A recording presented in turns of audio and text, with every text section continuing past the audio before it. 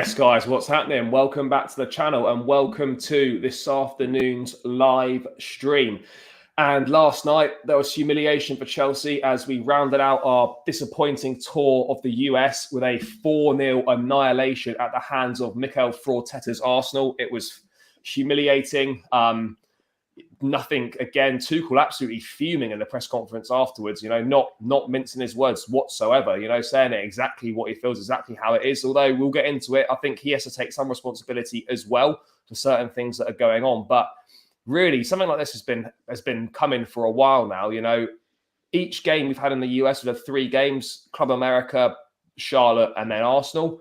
Each game we've got progressively worse. We were okay against Club America, not so good against Charlotte, and then abject failure against Arsenal. And I get when people say it's only pre-season, the results don't matter. No, fine, but you never want to be smashed 4-0 in a pre-season game. And the thing for me as well is, we don't even look like any better than we were last year. There seems to be no improvement in chemistry in the front line. Midfield's all over the place. Even the defense has been poor. We played 3 games against 2 against distinctly average opposition. We've kept no clean sheets and we've scored 2 goals in 3 games. It's just not good enough. It's not good enough. Tuchel rightly fuming. We'll get into his comments shortly. I'm very glad that we didn't get up to watch it because 1 a.m. UK time. I was thinking about it, but I'm certainly glad I didn't now. But with 2 weeks to go till the season begins, there's a lot of work to do, and I have to say I'm pretty concerned. But George, great to have you as always, mate. We'll get into Tuchel's comments shortly, but just your initial thoughts to last night. I mean, I know we weren't really expecting to win, but I wasn't expecting that. Yeah, I have to say we texted last night, didn't we, mate? And I think we both didn't fancy our chances to beat them. I think Arsenal being in good form, the complete opposite to what we are. But I woke up pretty pissed off, I'm not going to lie. Yeah, very, very pissed off, angry, confused, frustrated. And the worst of it all is it was quite predictable. Just, again, nothing going forward, no creativity whatsoever. Leaking goals at the back, which was so solid in the first, part of Tuchel's reign. To come out and say Koulibaly was the best player on the pitch in a 4-0 thrashing, it's embarrassing, really. Arsenal, a team that didn't even qualify for Champions League. I don't care if it's a pre-season friendly. We should be competitive in the game. And some of the stuff, like you said, I know you'll come onto it with probably the quotes that, just to come out and say the things that he said, that he's got players playing in that team who don't even want to be there. I mean, it's more than worrying. It's alarming. Considering we've got 2 weeks until the season kicks off, and we look an absolute mess. Muted. Sorry, before I get into the comments, mate, just wanted to talk about the tour in general itself. We've seen Chelsea over the years go to the US with varying degrees of success. But this tour seems to have been really poorly planned in terms of, we're out there, we're in LA for a bit, then we're flying up to Vegas for a game, and then we're flying back down to Charlotte for a game, and then we're going to Florida for a game. It's different time zones, it's humidity all over, really hard to adjust to, double sessions, getting ourselves ready. I mean, I know it's not an excuse, but, logistically, with, going into different time zones, lots of traveling, etc.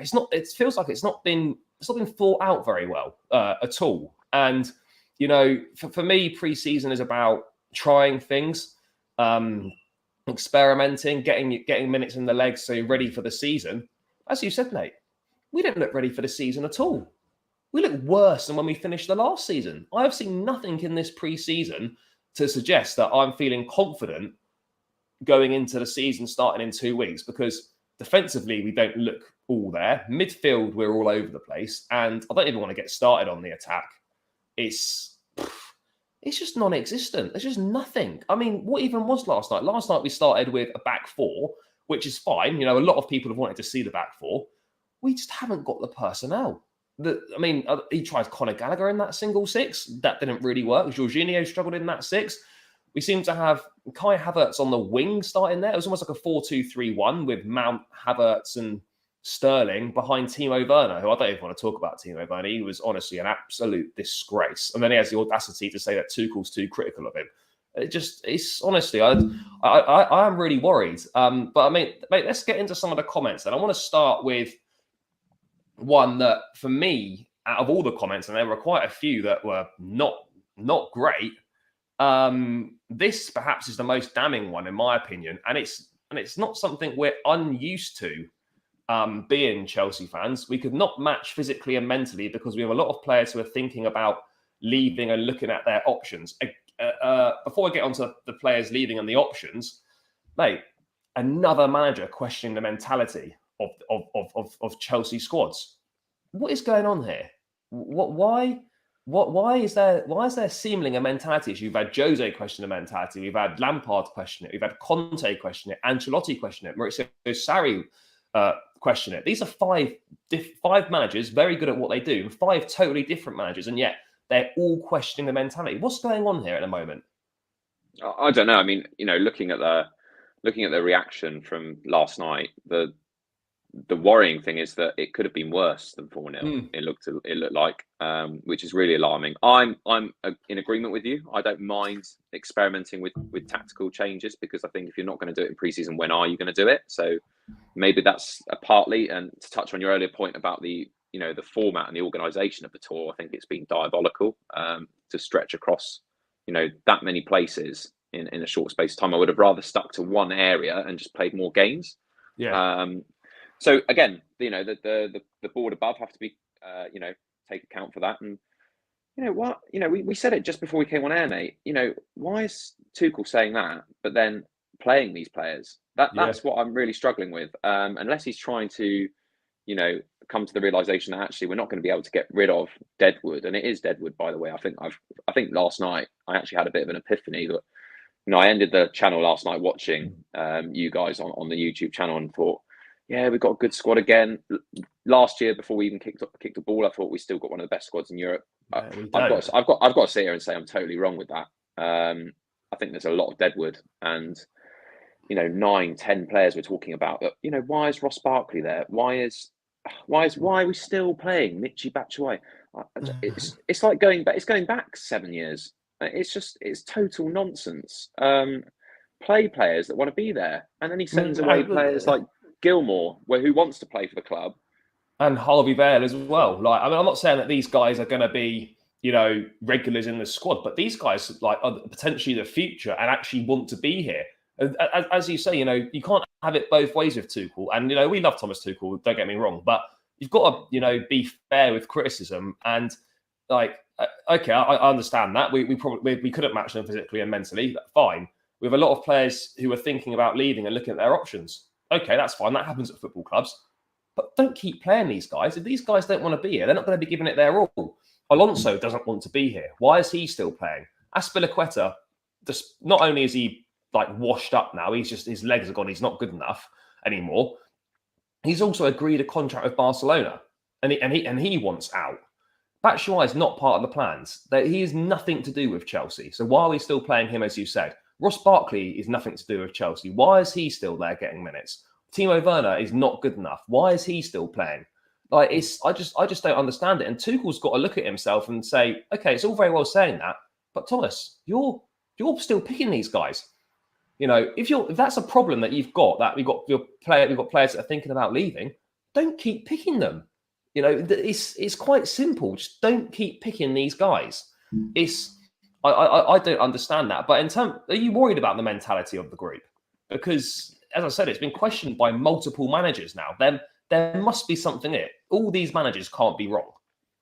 No, but it's been in Chelsea's DNA for a long time. We haven't had a manager that's lasted longer than 3.5 years for a good 20 years. And I think there's an element of burnout where you get a very high return and a big demand from the players for the short term, which is what we saw with the Champions League run.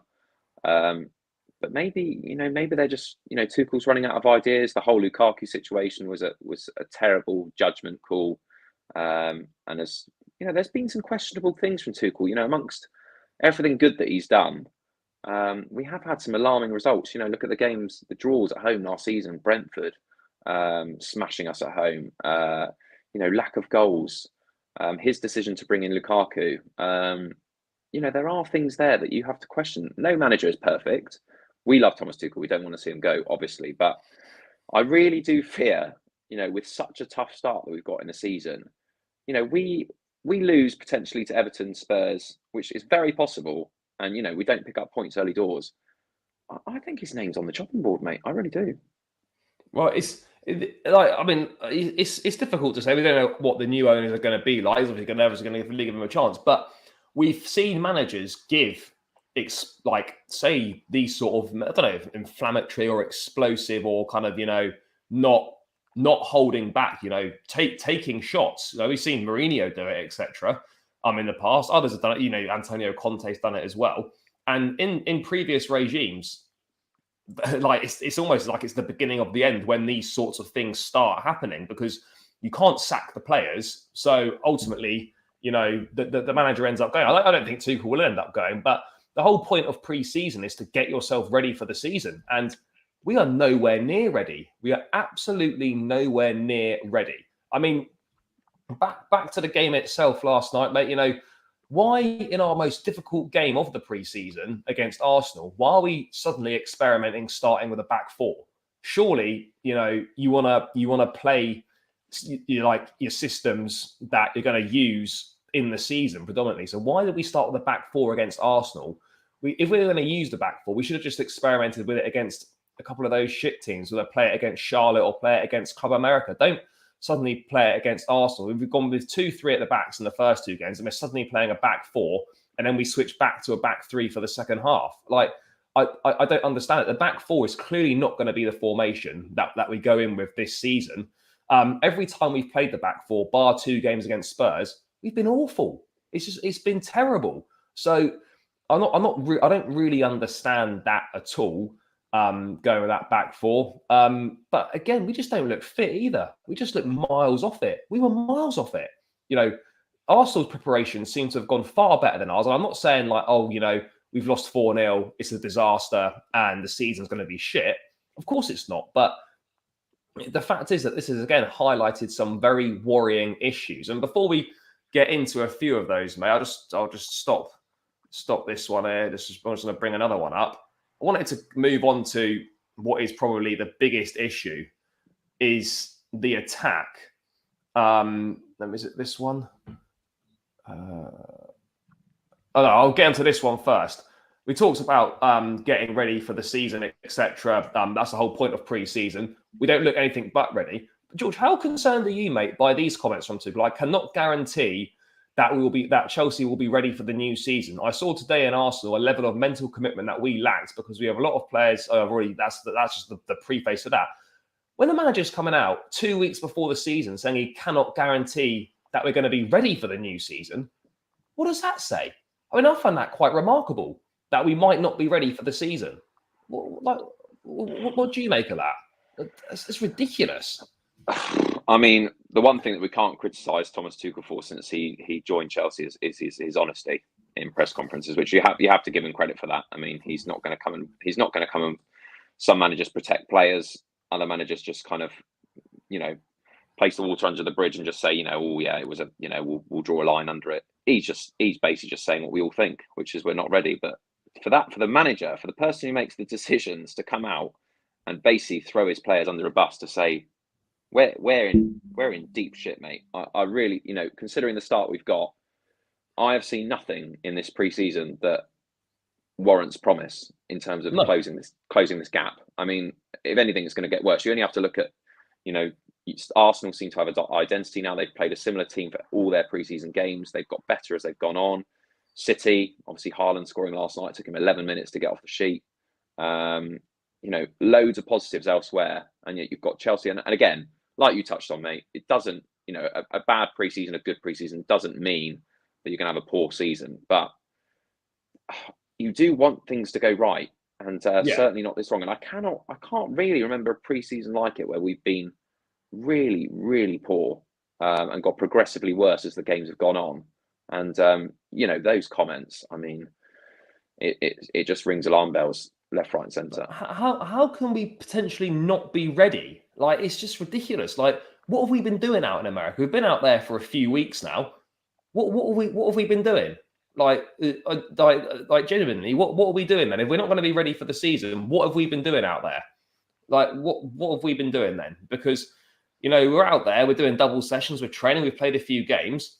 Like, what more do we need to do to be ready? I don't understand it. I'd like to know from Tuchel, like, what he thinks we need to be ready. I know he'll say we need players, and we do need players for sure. But yeah, to say that we might not be ready is just mad. Let me just get to a few things in the chat. Let's see here. This season feels like Mourinho's third season. Poor pre-season, poor window, difficult start to the season, poor results, and sacked.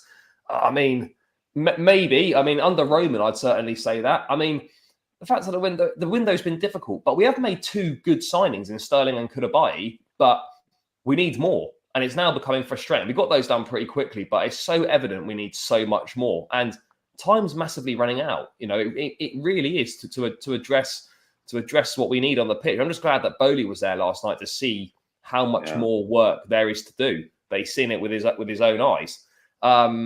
Let's see what Lee's saying here. Mendy with yet more suicidal distribution from the back almost gave them their first. Yeah. Again, George, individual mistakes as well, creeping back in. We saw them at the back end of last season. Mendy's distribution was poor. We saw him parry one out for Saka just to tap in. Chalobah literally making two glaring errors, no pressure on him at all, giving the ball away in dangerous areas. This is just not good enough. Not good enough. I mean, why do you think? I mean, we went with the back four, let 2 goals in. We switched to the back three, let 2 goals in. I was saying yesterday on the stream that, from this game, I wanted to see us play with our kind of quote unquote best team for say 60, 70 minutes and then make a few changes, not have one team for one half, one team for the other half, because we're running out of games. We've got one game left. This was a good opportunity to try and play our strongest 11 for sort of 65, 70 minutes. Yet we played one half with a back four, one half with a back three. I just don't get it. Were you surprised at seeing the back four against Arsenal, and we've had 2 easier games to perhaps look at it? And even more so, if we were genuinely interested in going with the back four this season, then surely we would have seen it a lot more in pre-season. Yeah, but when things aren't going well, it's natural to try and change things, isn't it? I mean, or try something different, rather than being a bit more optimistic and sticking to your principles, which Thomas Tuchel is very good at doing. But I think even now he's worried because the amount of errors that are creeping in, the amount of goals that we're leaking, and obviously we'll get onto it, the lack of creativity of any level. Doesn't matter how well you defend against another side if we can't create anything, because we're still not going to win football matches. I didn't mind starting with a back four. I am confused as to why it's come so late, and I agree that we need to start pushing the players that are going to be starting for Chelsea. Not just for minutes of fitness, but we need to have a set plan ready, even if it goes wrong. What we're going with for this first game of the season, and at the moment, I honestly don't think Thomas Tuchel knows. And to finish on that point, I think you're right. The only positive we can take out of it is we 100% know as fans, and so does the owners, that we need something else, because we are not going to compete at all with what we saw out there last night. So we definitely need a forward. We definitely need some more creative players, and they need to get on the phone and they need to get it done. Yeah, we do. I mean, we got Sterling and Koulibaly done pretty quickly, but for whatever reason, there seems to be some ridiculous hold up with Jules Koundé. Again, update coming out today that this deal's not no done, but it's not over. So essentially, basically, no update. The season's 2 weeks away. We've got 1 pre-season game left. If we do get Koundé over the line at some point next week, he might play against Udinese next Friday if we get a move on. But otherwise, he's going to head into a game against Everton, having had no pre-season matches with his new teammates and a handful of sessions. This is the problem. When you get to this stage in the window, 2 weeks to the season starts, when you start bringing players in once the season's begun, then it's more difficult and takes more time for them to bed in. So we really, really need to get a move on. The start of the window was slow. We were doing stuff behind the scenes. We were excited because Koulibaly and Sterling got done pretty swiftly. And now we're back in the same position again where we're desperate for players, and yet teams seem to be players wanting to be choosing other teams instead of us. And that's not Tuchel's fault or Bowley's fault. All we can do is agree the fee. And if they don't want to come, they don't want to come. But we've got to get a move on. We have to. Time's running out. I mean, just on the pre-season before we move on, mate, are you surprised we've only got 4 games in the pre-season? There's no I'm not saying we should be playing 10 games or anything, but 4 games is not many, and all this travelling as well. No games in England at all. Yeah, and that is surprising because it's you usually go out somewhere. We've done the States a few times, then we come back and we play a couple of games against English opposition. Yeah, against teams that possibly have either just about to start their season, so they're ahead of us fitness-wise. Someone in League One or even a Championship side, and then obviously we could have been involved in the Community Shield had we won the FA Cup, but that could have been another game. And I think everyone's just been so laid back this summer because we got Sterling, we got Koulibaly, great signings, and we just assume that there's so much time to go in the pre-season. There isn't. We've got one game. We've got one game left, and then we're kicking off in a very difficult start, playing a much improved Spurs and Everton, but that will still be tough. It will still be tough away from home, I think it is. So I've had to revise my whole thinking about where Chelsea are going to finish next season because at the moment I think we're a million miles away from anything. We look like top 4 now is going to be a battle, and that is seriously concerning. It is seriously concerning, and mate, from one concerning thing, mate, to another concerning thing, the attack. God, mate. This feels like a broken record. Obviously, Sterling's a big plus. He will improve it, but we need more than that. And Tuchel last night, we had an urgent appeal for quality players. We signed 2 quality players, but we are not competitive like this. It's the same players. We will see hopefully development, but at the moment we have the same issues because we have the same players. That's very damning to the current crop of players there, basically saying, look, you're not really good enough. But George, where do we go from here? I mean, just first things first, on the attacking players, I get it, Tuchel thinks they're not good enough, but isn't there some responsibility on him to try and improve these players? We've seen him, he's a very good defensive manager. He improves, defenders have definitely improved under him. One thing I would say is, though, with his time at Chelsea so far, he has not improved any attackers whatsoever. Yes, Mount's had a great season, but Mount is continually developing. But and that's the exception. But no one has got any better under Thomas Tuchel. He hasn't improved any of these attackers since he's been at Chelsea. And it's not like they're sort of like your Ziyech is 28, 29, when there's not really much improvement as a footballer in terms of you're not really going to get much better. These are young guys in their early 20s who should naturally get a bit better anyway. And yet none of these guys are getting any better. Do you think there's some onus on Tuchel, mate, to actually try and get more out of these guys? Well, he's going to have to, because the likelihood is we're not going to be able to get rid of all of them.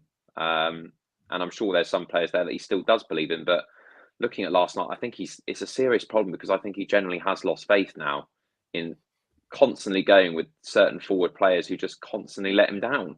And you talk about ownership of Thomas Tuchel, yes, but I mean, whatever forward line he picks at the moment isn't good enough. So we're set up to fail from the off, and I don't think that's Tuchel's fault. I think the players need to deliver. And I said I had a bit of an epiphany yesterday and a change of heart. I honestly think, I'm a bit more optimistic. I keep giving these players a second chance. Keep saying, look, give them another season. They've had their chance, and they're not good enough. They are just not good enough. First time I'll say it on the channel, Timo Werner. I'm sorry, but yes, I love him because he works hard. Mate, he was dog shit. Like you've said many times, mate, working hard is a basic principle. It's an expectation. It's not. So you shouldn't be rewarded for that. Well done. You work hard. Well, you get paid. 6-figure salary to work hard, like everyone else. So that's the minimum I expect. Just no one can finish. And when you're setting up a side as a manager, and Tuchel knows that realistically, looking at the numbers, you're not going to get more than a couple of goals per player for the season. I mean, what do you do? I mean, we have to have a complete. Unless we can reset the button, get rid of 5, bring in 5.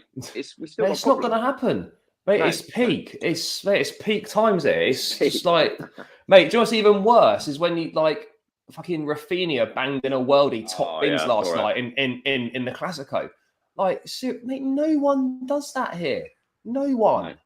Like, there's just nothing. And I'm sick of this. It's so annoying.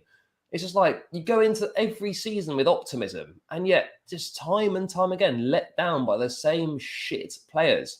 And I want to talk about a couple of players. So let me just get to a couple of things in the chat. Big up. I don't want to butcher your name, David Solo. I'm new from Italy. I'm a Juventus fan. Big up, bro. If you're new to the channel, mate, please do subscribe. We'd really appreciate it. I think things are probably looking a little bit better for Juve than they currently are for Chelsea. But yeah, I mean, George, attacking wise, then I want to talk about Kai Havertz because like with Timo Werner, I've always maintained that he needs to go. He's not good enough. Blah, whatever. Mate, I'm starting to have big concerns about Kai Havertz. 3 preseason games, 3 showings of absolutely fuck all. Like, what is this guy? Like, this is a £70 million football player. And, all right, first season, COVID, adapting to England as a young guy. Fine, I get it. All right, you might need a season to bed in. Second season, but obviously, he gets a Champions League winning goal in the final. Fantastic, great. Very grateful for that. But you cannot keep dining out on this Champions League final goal. We're grateful for that. We need more. Mate, you're in the red zone now. That credit's out, mate. Those debt collectors are coming round. That's money in the bank for that Champions League goal. It's gone, mate. It's gone. We need more. There's no consistency from Kai Havertz. This guy starts seasons so slowly. He just turns up in the second half of the season, had a bit of a purple patch for a month, and then disappears. This guy's not a winger. He's not. We don't really play with a number 10. He's not a deep lying midfield player. He's not a prolific finisher. What is this? Mate, this is a big problem. And I'm not like hammering. Oh, it sounds like I am. I sort of am, but like it's because there's ability in there. But yet again, we are not seeing it. I mean, George, what do you think Kai Havertz is? Because this is coming into a 3rd season now at Chelsea, and there's not really any signs of any improvement really since he signed. It's weird because you look at those players and you sometimes forget how long they've been here, because you look at what they've delivered and you think, oh, maybe they're still adjusting and it's this is their first proper season under Tuchel or whatever. They've been here for years. And we're not talking about, a player that's come from the youth team or a player that's stepping up. Like you said, mate, £70 million for a player. Supposed to be the next big thing in Germany. What the noises were coming out of, the Bundesliga. But you look what he did when he was playing for Leverkusen. Guy was doing everything. He was scoring. He was creating. But then he comes here. I know it's a different league and stuff, but there's nothing. Look, don't get me wrong. Maybe other than Timo Werner, who's very quick, I don't think you can't say he's skillful. I think Kai Havertz is an incredibly talented player. You can see some of those things, but he's just not. Exactly right. What is he? Is he a 10? Is he a 3 at the front? Is he a number 9? Is he a false 9? Is he a midfield player? Is he? I'm lost. What I don't like about him is he's too fragile on the ball, like a lot of the Chelsea players are. I think this league's been very testing for him. It's all well and good bashing them in the Bundesliga, where it's pretty much like a basketball game. No seriously good defenders other than Bayern Munich, perhaps. And that's why. I mean, it's the same with Lukaku, isn't it? Serie A, very slow. He's able to hold the ball up.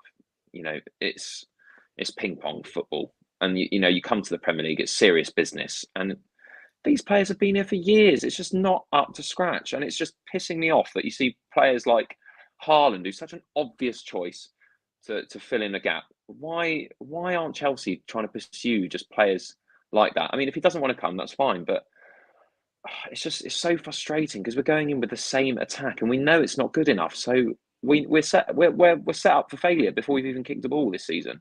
I mean, yeah, Kai Havertz is a massive issue for sure. We're just not getting enough from him. I'm very worried as things stand if we're going into next season with Kai Havertz as the main number 9 or as the main guy. It's that, mate, that really isn't good. There's no. I've seen.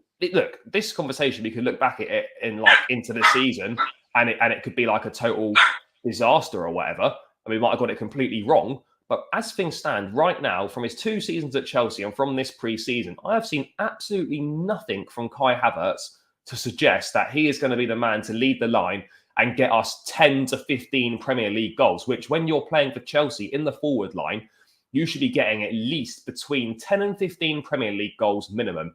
I am seeing no evidence whatsoever that he's going to get 10 goals at all in the Premier League. I just cannot see it. And it's not just him. We look at the other ones. You know, what's Christian Pulisic doing? What's Callum doing? What's Hakim Ziyech doing? You know, what are these guys doing? I mean, seriously, we've got Raheem Sterling and Mason Mount, and that's it. Like, come on, guys. Like, what are we gonna do? I mean, how people can look at our attack over the course of this pre-season and just in general and say, oh, we shouldn't and we should be saying no to Cristiano Ronaldo. It just baffles me. Like, I think we need to revisit it. I actually think we need to go back in and have a look at it again, because right now we've got no goals in the team. We've got no nothing. And I feel it would be verging on suicidal for us unless Tuchel suddenly pulls something out the bag and, you know, finds something from these players that he's not been able to find thus far. Then we should be looking at Ronaldo. We need some goals. We just need something. I mean, George, how can people look at this forward line and think, oh, no, we should be turning down the opportunity to sign Ronaldo? Well, I keep changing my mind on it. I mean, you know, one minute I'm saying he doesn't fit the system, fair play for Tuchel for sticking to his principles. And then the next minute, like, you know, waking up this morning, I say, look, it's shit as it is. It can't get any worse bringing in Ronaldo. If we get Ronaldo for £15 million and, okay, wages are going to be a lot, who cares? Chelsea have paid that before. If he doesn't work out, at least we've said, well, we bought the best player in world football and it didn't work out.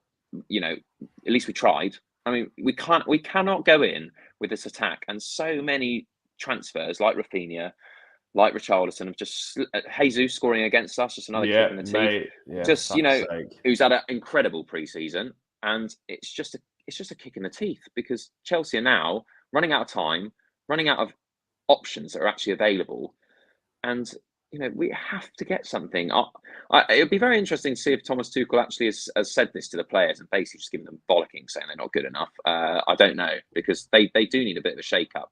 Enough, you know, sugarcoating it, or, you know, wrapping them in cotton wool. They need to be exposed for what they are, which are underperformers for a team that expects and demands success. Simple as that. Yeah, it is. But I mean, George, I don't know where we go, because for me, I don't really think anything's going to improve on the training pitch between now and the start of the season. I don't think against Udinese on Friday we're going to see anything any better than what we've seen. And I'm not expecting us to get annihilated 4-0, but at the same time, I'm not expecting us to suddenly look unbelievable. And it's a big concern. But I just don't know what we do with this attack, because other than, if you're looking outside of Ronaldo, we could revisit it if we're desperate, which I think we are desperate. Like, there's very few other attackers that are actually on the market that would A, want to come, and B, actually would make a difference and are attainable. Like, this is a big problem. It really is a big problem. I mean, so many of these guys are just not good enough. I think Ziyech is partly on his way out. Timo Werner, again, I think is definitely, hopefully, on his way out if we can find a suitor. But as we're finding now, mate, another big concern is we can't get anyone to take these guys. Yeah, I mean, it was ironic that they were all pissing about in, you know, Disneyland Orlando, because we need some fucking absolute miracle magic to get rid of some of these players. You know, and I think that's the problem we've got. You know, there's so many players that don't want to be at the club, but it's finding suitable, you know, acquisitions that are going to take them, because they see how shit they are, and in order to get rid of them, we're going to have to take a serious drop in price than what we bought them for, and you know, ultimately that's terrible business. But for the long term for Chelsea, or even for the short term, you could argue, just take the money and get rid of them, because they're not good enough. Their contracts, if you have to, just get rid of these guys. Well, I don't know how. I mean, there's obviously more to just the football fan. There's obviously more personal things that, you know, they've got to move house. They've got to, you know, it's put children out of school. It's not as easy as what people make out of just, you know, saying, oh, we don't want you anymore, whatever. But I agree, mate. I think now is the perfect opportunity to make a statement and say, right, have a meeting and say that was shit, and let's go for Ronaldo. I mean, it may sound crazy and it's a panic, but we are in panic mode. We're supposed to be. Mate, we're desperate. Yeah, it'd be interesting to see if there's anyone in the chat that's come up with suggestions for forwards. Because again, on the top of my head, like you said, mate, I think we've missed the boat on a lot of them. I think Memphis might be available, but again, that means doing business with Barcelona. I mean, but to be honest, mate, at this point, I'll just give them some fucking money. We need some bodies in the door. Let me have a quick look at this. By the way, guys, big up everyone in the chat. Please do subscribe to the channel if you're new in here and you're not subscribed. We're on the road to 1K. We're almost there now, actually. About 50 or so subs to go. So, guys, if you're tuning in now and you're not subscribed, please do subscribe to the channel. We're currently on 942.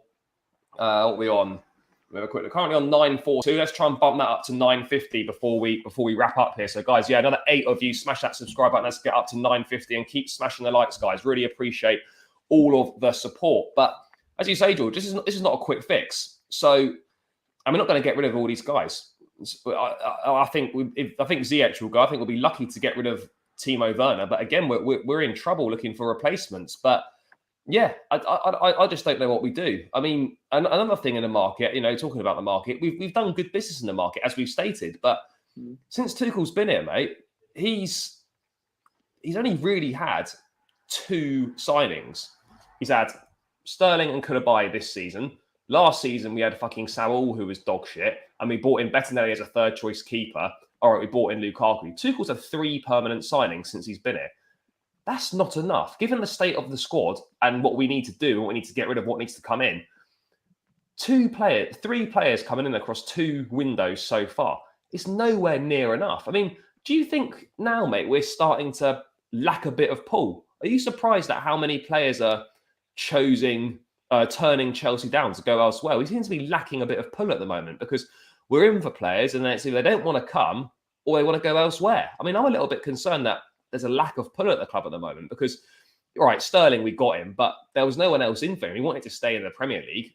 We were the obvious choice for him. Yeah, okay, Koulibaly, we did well there. Of course, we acted fast, got it done. I think Jorginho and obviously Mendy helping us out there. But we've been in for a lot of players and they're stalling about coming to the club. Do you think we lack pull?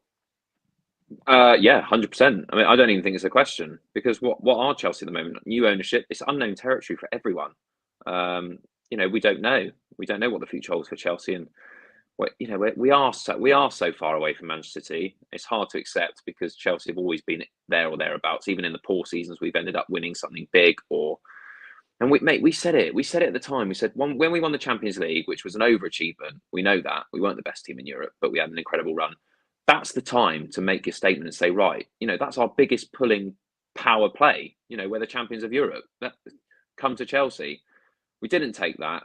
We ended up staying with pretty much the same squad, which, again, you can't disagree with Tuchel because he just won the biggest trophy that you can win. So probably thought his squad was good enough and would go a step further. But, all natural cycles come to an end and Chelsea are in transition. And these players, a lot of them are on the decline and a lot of them haven't even got going. So we've got a terrible mixture of aging players who we still think are good because of the name and what they've served at Chelsea, combined with players that were signed for an astronomical fee under the premise that they were going to improve, and they've just stagnated. They've done nothing. They've not improved at all. They found the physical demands of the Premier League far too difficult. And, Chelsea now, I mean, when we do our predictions for next season, I am struggling to put them in the top 4, mate. I really am. Oh, I think we'll finish in the top 4. I don't know. I really don't know. From what, maybe I'm going too far because of pre-season, you can get bashed, whatever. But let's not forget, we were pretty piss poor towards the back end of last season as well. We've got Sterling. Okay, fine. Koulibaly's another good signing, but yeah, it's not enough. It's not enough. It isn't enough, and there's a big hold up at the moment. We're struggling to get players in. We desperately need another centre back. Hopefully, this Koundé thing will work out. I mean, if Koundé decides that he doesn't want to join Chelsea and he wants to go to Barca, then we're fucked because we're desperate for a centre back, and there's very few available. Even Kimpembe is not that keen to join. Gvardiol at RB Leipzig would cost a fortune. Like it's like missing out on Kunde has got big ramifications if we do miss out on him. But it's like, for me, look, forget about signing 2 more centre backs. Sign 1 centre back and just shift our attentions elsewhere. We need a backup wing back, and we desperately need another forward player. Who these guys are, I just don't know. But I just can't remember a pre-season this bad. You know, I know you lose games in pre-season, but there's losing. There's ways of losing games, and this whole tour, as you said, and we touched on at the start, mate. Each game we've got progressively worse. When each game you should actually be getting better as you ramp up more towards the start of the season. But there's been no evidence of anything. There's no chemistry within the side. We don't know what like. If I asked you now, like with the players we've got, what's our best team? Like you ask 10 Chelsea fans that. If we ask guys in the chat to put their best team in, we probably get 5 or 6 different lineups. That's a problem in itself. Yeah. Like what? Like that is a massive issue. Not knowing what your best team is. Like it really is. You look at Liverpool, you know what their best team. You look at City, you know what their best team is. Even probably look at Tottenham, look at Man United. You probably know what their best team is pretty much. You come to Chelsea, I don't even know what our best team is. I just don't know. It's a real worry. This it really is. I don't want to come in here and like feel like we're being overreactionary and like, you know, losing our shit when we should be perhaps, you know, just taking things into stock. But the reality is that the pre-seasons for sharpening up, getting ready for the season, seeing improvements, you know, seeing, you know, players clicking, better link-up play, etc. We're seeing none of that. Absolutely none of that. And I just don't know where it's gone. I don't know why it's been so difficult this pre-season. You know, there just seems to be a bit of a writing on the wall. I don't want to be doom and gloom, but, you know, we've seen this play out before. Difficult pre-season tour, struggling in the window, difficult start to the season. This is a repetitive pattern that we have seen in previous years. Yes, it's a new owner, so I'm not perhaps as concerned in terms of a change of manager, but you know full well that this was Roman. You know, you'd be very worried for Tuchel. But there's been a few things in the chat about, like, again, why didn't we just do what Conte did? And the players that are surplus to requirements, just leave them at home. Why have these guys even come on the pre-season tour? I mean, why do you think they've even bought them? Probably because realistically, if Gilmour, even though he wants to play for Chelsea, isn't in his thinking going forward as a player that he can depend on at that level, then regardless of whether he wants to play for Chelsea or not, he's got to think of managing the players that perhaps will still be here, which again is probably something that Chelsea fans overlook, because you've got to keep players happy in the scenario that we don't, for example, we don't get rid of Alonso. We don't want to now shoot ourselves in the foot by saying we're not playing Alonso anymore, and then all of a sudden he's in the squad for the start of the season, hasn't got a suited club, and then you're asking him to, you know, put his arm around the shoulder and be like, no, Alonso, we didn't mean it. You know, you're still a part of the team. We love you. You know, Chilwell's not 100%. Can you play? We'll get the whole Christensen scenario where he just basically comes out with some bollocks that he's ill and he doesn't want to play.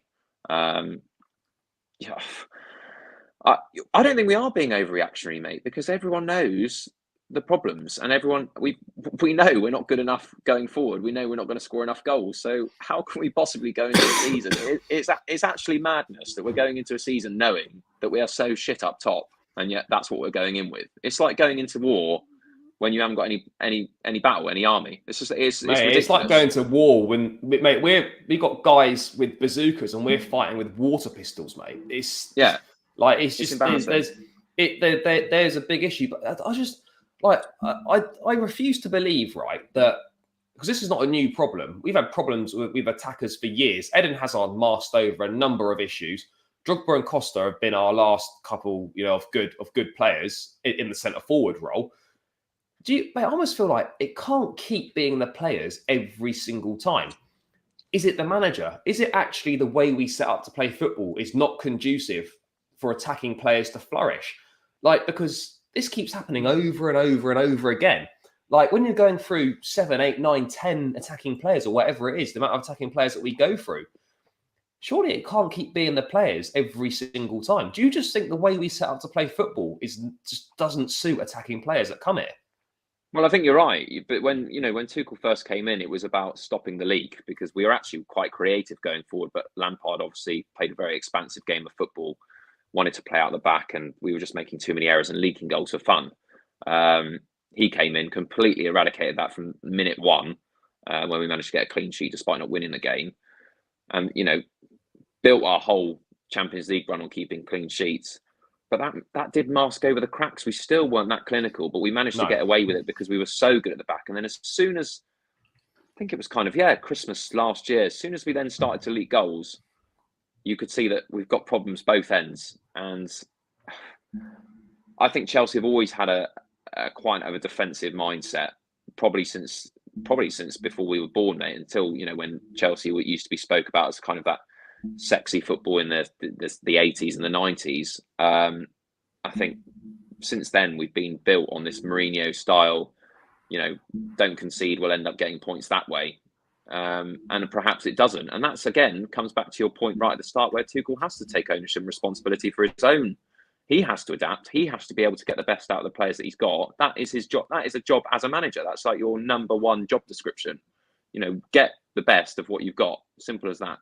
As you say, you're not going to get everything you want in one window. This is going to take 2, 3, 4 windows to kind of shape what we want, to get rid of the players we need to get rid of and bring in the ones that we need to bring in. We've got to, we're not going to get it all at once. And then you've got to turn to what you've got and get improvement out of these players. I mean, someone in the chat saying that Arteta's improved, Saka's improved, Conte's improved, Son, Klopp's improved Mane and Salah over the years, which I think is all accurate.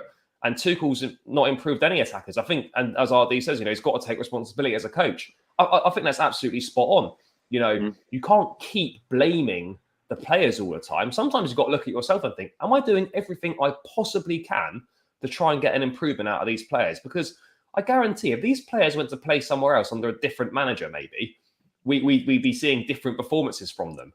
Like, I don't know what it is. I mean, I just don't get it. I just don't understand why, for whatever reason, at the moment, Tuchel can't seem to get anything out of these attacking players. I just don't know. I just don't know where we go from here in terms of the attack. I mean, it's a massive worry because at the moment, mate, we're heading into next season as it stands, and our kind of striking options are Werner, Havertz, Batshuayi, and then if Broja hangs about, it's him who has got very little top flight experience, might be okay, but it's not exactly someone you can hang your hat on. I mean, when you hear those options, mate, it's quite depressing, isn't it?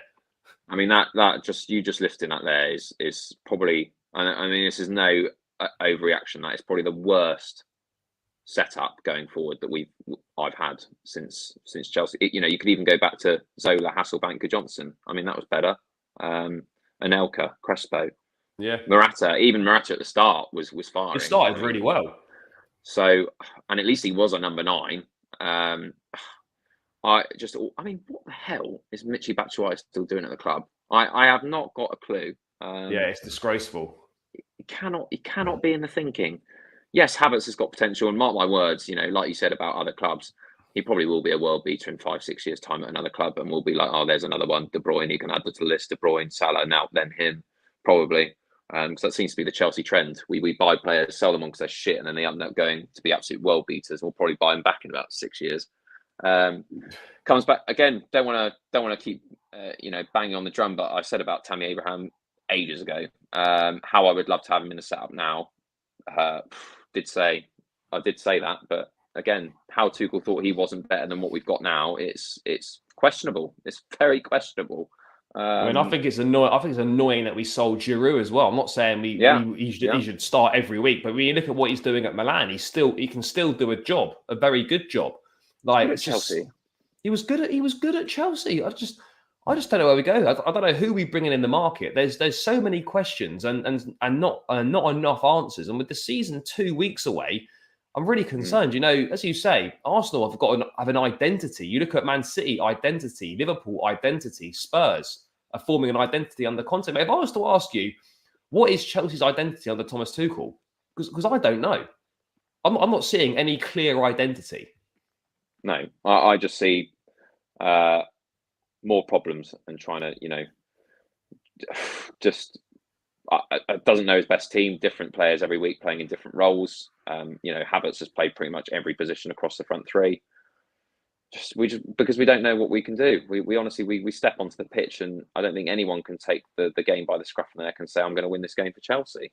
Not even our best players, not even like Mason Mount. You could hang your hat on and say, he's going to win the game for Chelsea. He's very on and off. You never know what you're going to get, and that's alarming when your very best players like Kante, Mount, maybe the exception of James, but we're asking James to win games for Chelsea Football Club at right back.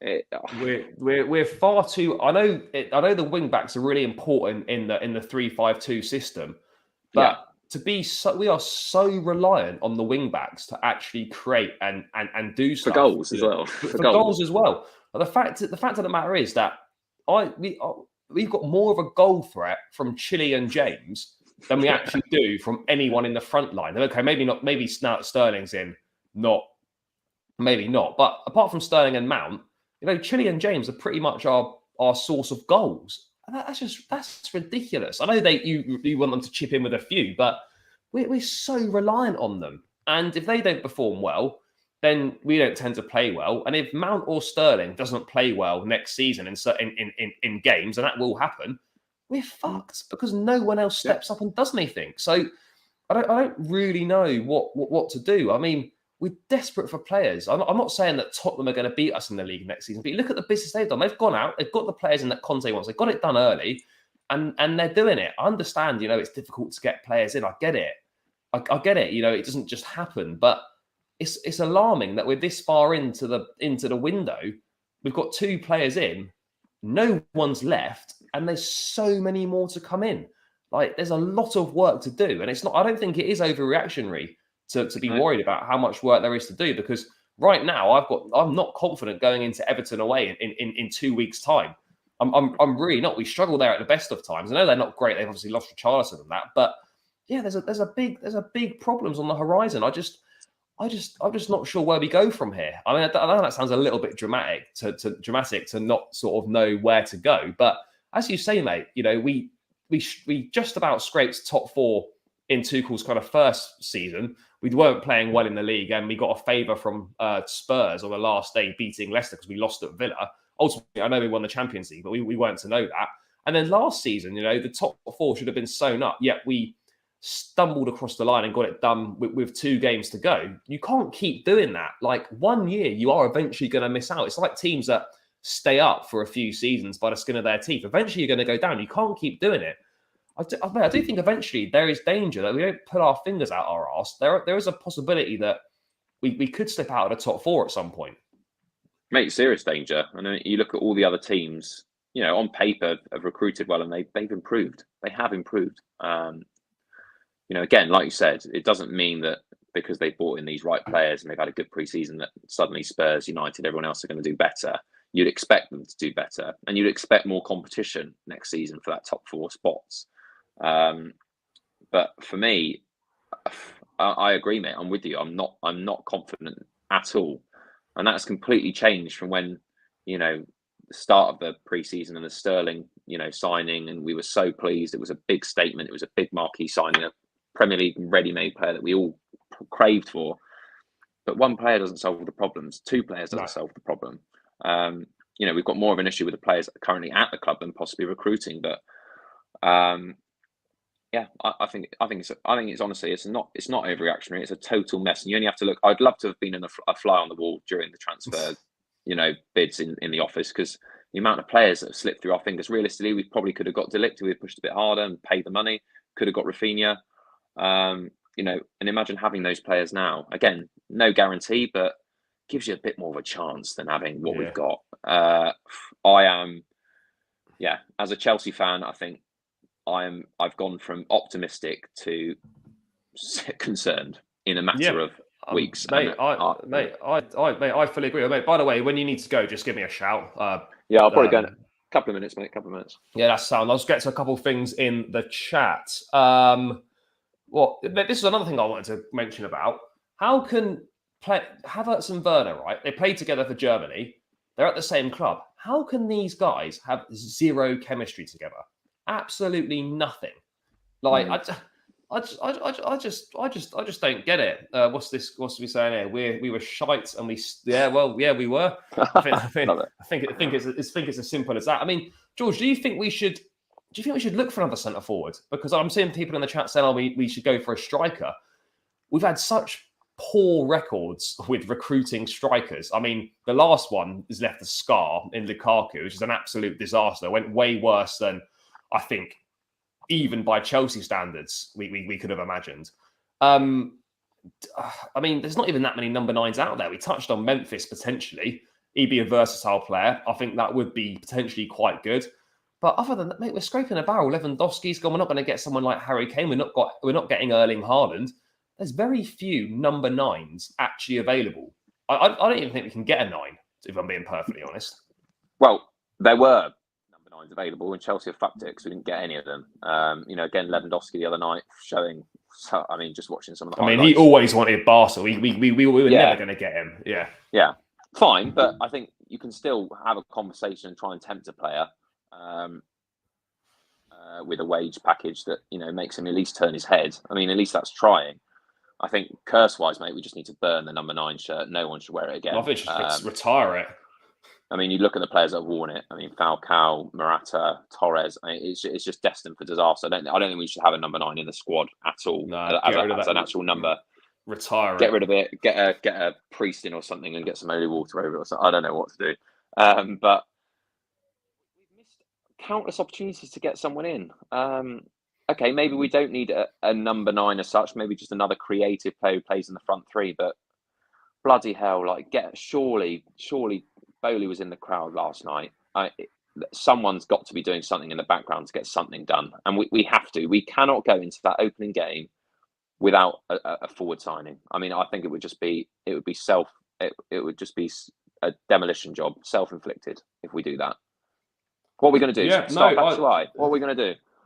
No, we haven't. I mean, it's true. There's nothing we can do, mate. Really, I'm sure we are trying our hardest in the market, but it's not as it's hard to get players as we're finding out. It is hard to get players, as we've discussed. We're kind of lacking pull, which for me, I know people like Mourinho is a manager. I'm not saying that Tuchel lacks pull. I think players do want to play for him, but as a player, when Mourinho picks up the phone, as soon as that phone's put down, you're signing. That's what he does. I have a feeling with Tuchel that if he speaks to players, some will join, some won't. With Jose, that player is signing.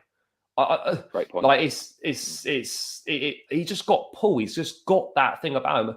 I'm not saying Tuchel is not got the pull, but he hasn't got as much of it. And I think we're seeing. Go on. Sorry, mate. I was just going to say, do you think that's because obviously you've got Pep and Klopp, who again would be in that bracket that you say yes to? Do you think that's because he's the only one in that top? Conte, Klopp, Pep all won the league title. He hasn't won it. I'm just thinking that as it stands, mate. I just think that there's those other things. Those other things are just more attractive. Like if you're a player and you've got a choice between Chelsea or going to City or Liverpool, City and Liverpool are far more attractive projects than Chelsea are. And I think, particularly as a forward player as well, I think defenders, we've got no issue signing defenders. I know this Koundé thing's taking a piss, but in terms of getting defenders, it's not too bad because we're good.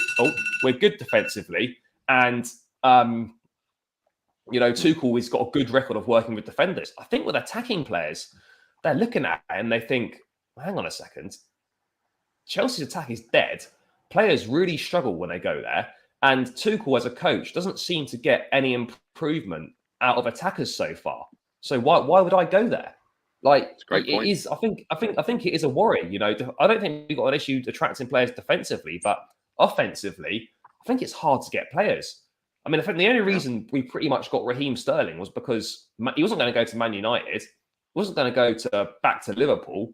Spurs couldn't really afford him, or Arsenal necessarily. So it kind of just left Chelsea. We sort of had an open goal to him.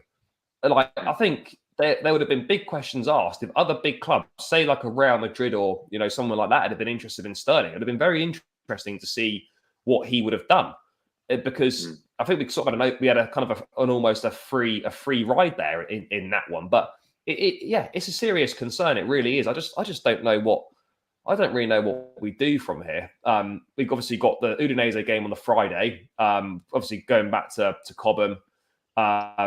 Just last thing, mate. How important is it? How much of a problem is it that we still haven't got a director of football in? Because at the moment we've got Bowley and Begdad Egbali doing most of the negotiating between them. Tuchel's got a lot more responsibility on his plate. At the end of the day, he's the manager and the coach. It's his responsibility to improve the team and get the team ready to go out on the pitch. Like managers, it's very rare for managers to have this much say in transfers. I mean, do you think that extra responsibility is kind of taking his eye off the ball in terms of preparing the team, maybe?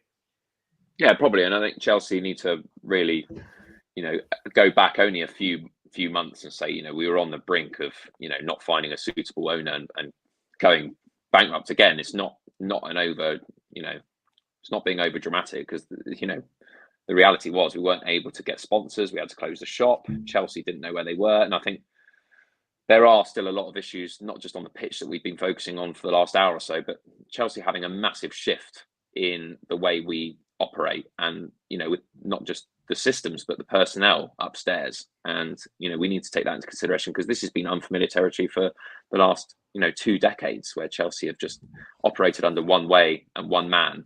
And now under a consortium, it's very different times and unknown times, unknown territory for Chelsea, as we all know. So I think there has to be a little bit of leeway for that, and I think the pressure is getting to him because in this pre-season we've identified more problems than we have solutions, and that's never what you want in a pre-season. You want to come up with more answers than questions, and we've probably ended back on that flight back to the UK and been like, shit, we're worse than what we thought. That's probably what he's thinking. And trying to think about. I just think the cracks have been there for a while. The Champions League run massively papered over them. It made a lot of people think that Chelsea were better than they actually are. These problems aren't new.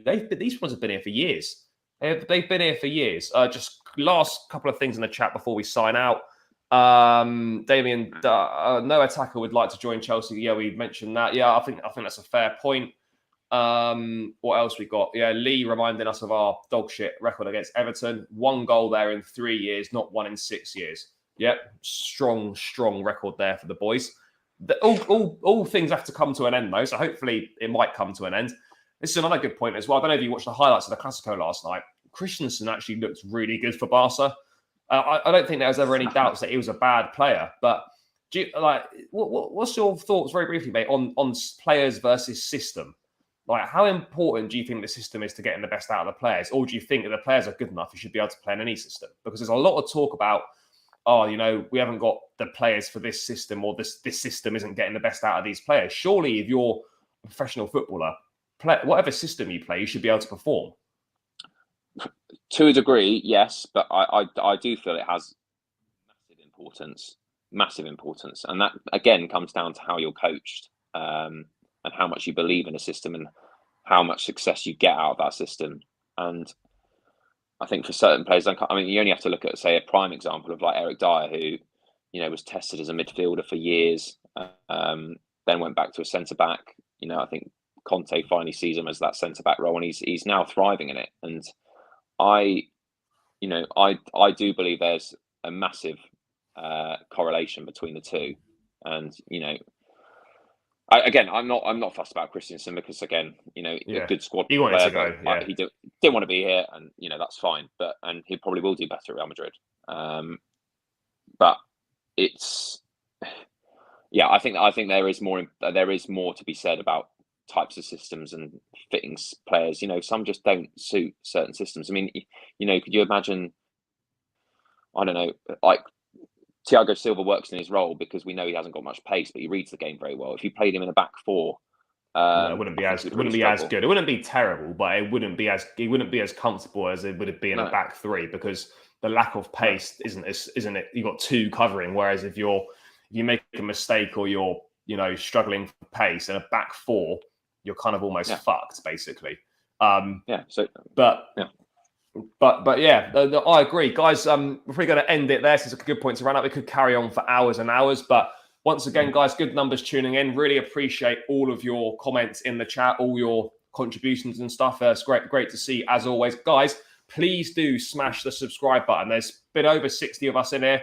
There's definitely people that haven't subscribed. So, guys, please click that subscribe button. We're looking to hit 1K subscribers before the season starts. We've got a couple of weeks to notch up these 50-odd subscribers. So please do smash that subscribe button and smash the like. Support the channel. We really appreciate it. Also, yeah, please do smash that subscribe button on the way out, people. It takes you seconds and it's free and it helps us out. And we'll be bringing you loads and loads of content for the rest of the window and into next season as well. Let me quickly get to this before we wrap up. Why can't a so-called good manager improve any of these good players when they were all doing good? And yeah, I mean, I think it's a fair question. I think very briefly, it's hard to boil it down to one thing, but ultimately, you know, the manager's got to do something to get more out of these players, but also we've got to set up in a way that can get the best out of these players as well. I think it works twofold as well. The players have got to give more, but we've got to give them the conditions and the system, etc., and the tactics to get the best out of them. So it does work twofold, but I would agree it is a concern because it's a repetitive issue that hasn't showed any signs of stopping. But yeah, guys, as I said, smash that subscribe button on the way out. Really appreciate all of your support. Let's get us up to that 950 mark on your way out. Okay, still 50 of you in here. We need 8 subscribers to hit that 950, guys. So please press that subscribe button. We would really, really appreciate that from you all. But yeah, a disappointing end to the US tour for Chelsea last night. Preparations will continue back at Cobham. We'll then fly out to Italy for the game against Udinese on Friday. Hopefully that goes better than what we've seen in the US. But yeah, disappointing US tour. There's plenty of work to be done in the next 2 weeks. But, you know, never a dull moment with Chelsea. But guys, please keep the faith. I know it's been a little bit negative today, but we're just saying how we feel and how we're currently seeing it. So please do kind of stick with the club. You know, it is that desperation at points. But yeah, you know, I think we will get through this and hopefully things will improve. I don't know if it will improve for the start of the season, but I don't think this will be a dreadful season. But yeah, as always, guys, please do keep the faith.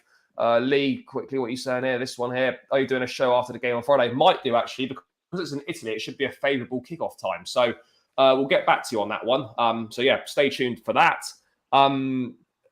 And Kunku at Leipzig, yeah, very good player. He's got a release clause in his contract of about 50, 60 million now. So if he has another very good season next year, then there's a good chance that he'd make a very good signing. But yeah, guys, thank you again for tuning in. Please, as I said, smash that subscribe button on the way out. George, thanks for your time as always, mate. Appreciate it a lot. Guys, keep the faith, up the Chelsea, and please do subscribe to the channel. Enjoy the rest of your weekend, guys.